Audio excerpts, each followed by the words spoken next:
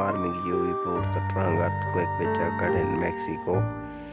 Today, 23 January 2022, a strong earthquake hits Mexico.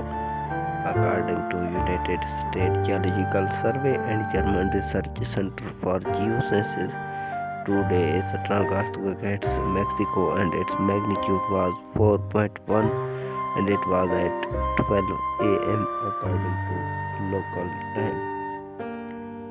For more updates, please like, subscribe and share our YouTube channel.